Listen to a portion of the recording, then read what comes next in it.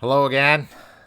I'm so excited for tonight's poem, tonight's sonnet by the great poet Browning. Now, some will say, wait, do you mean Robert Browning? And I say to them, nope, no, I don't, not in this case. But if Robert Browning can have his name reduced to the mere Browning, so deserves Elizabeth Barrett Browning the same right as no less a poet than her husband. So, with that out of the way, let's look at this icon of feminism, abolitionism, and of verse. And her sonnet 18. This is part of her collection, sonnets from the Portuguese, which were not translated from the Portuguese at all, but she figured she could disguise the fact that she was writing these love poems from her father, who was a jerk, by titling the collection in that manner. I never gave a lock of hair away to a man, dearest, except this to thee, which now upon my fingers thoughtfully I wring out the full brown length and say, take it. My day of youth went yesterday. My hair no longer bounds to my foot's glee, nor plant I it from rose or myrtle tree as girls do any more. It only may now shade on two pale cheeks the mark of tears, taut drooping from the head that hangs aside through sorrow's trick. I thought the funeral shears would take this first, but love is justified. Take it thou, finding pure from all these years the kiss my mother left here when she died. So when I first read this through, reading the octave, I felt, there were some parts that I felt she pressed a little bit. I wring it out to the full brown length and say, and I thought, well, did she really need the full brown length there? And then I realized, well, she's punning on Browning, and that's kind of genius. So that's totally cool. There's a lot of really interesting ideas here. My hair no longer bounds to my foot's glee. So she's able to connect this image of her long, youthful hair to this youthful idea of kind of childish impiness or excitement or just desire to kind of zoom around and do cool stuff that kind of gets crushed out of us as we get older. And it's not literally that the hair is any different per se, but it's a skillful way for her to thread image to image in the octave and to connect to this idea of her youth when her mother was still alive, which makes the pivot to the sestet more poignant.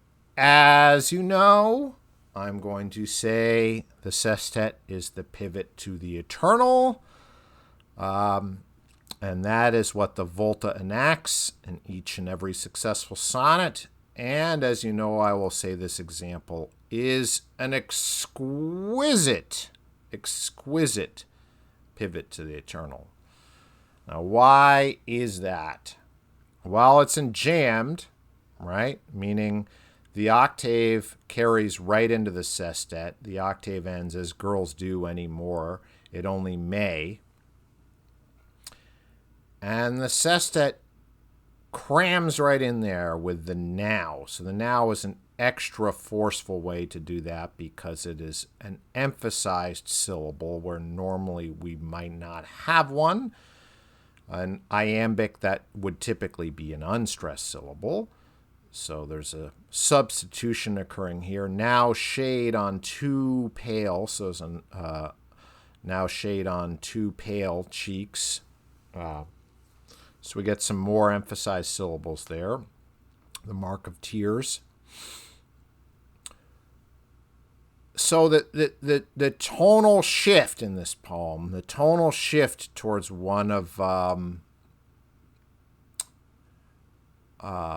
funereal contemplation, of mournfulness, of elegiac tone, is sudden, and you're unprepared for it as a reader, to get to the shade and the mark of tears, taut drooping from the head that hangs aside through sorrow's trick.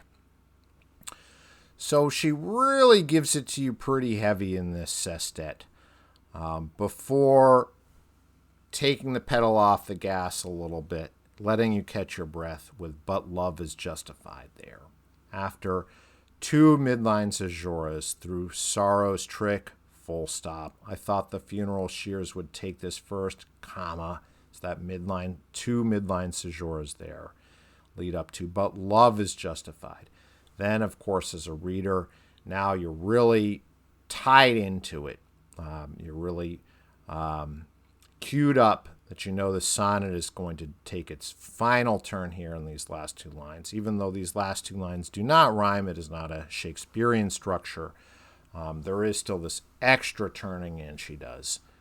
"Take it thou, finding pure from all these years, the kiss my mother left here when she died."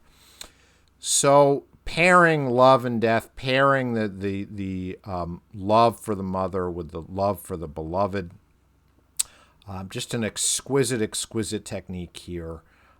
So incredibly beautiful. And I really don't need to add anything more to that. I recommend you read all of her sonnets from the Portuguese. You can just grab a PDF since it's in the public domain, and you can start on Sonnet 1 and tear right through them. You'll find the famous one, the Count the Ways one, right towards the end. But all of them are good, and you can learn a lot of sonnet techniques from the master Browning. Thank you so much for joining me. As always, I would absolutely love to hear your reactions to this poem, what you think about the Browning power couple, their mysterious time in Italy, all that good stuff. Whatever you would like to discuss with me, I'm super game. And stop on in next time. Thank you so much.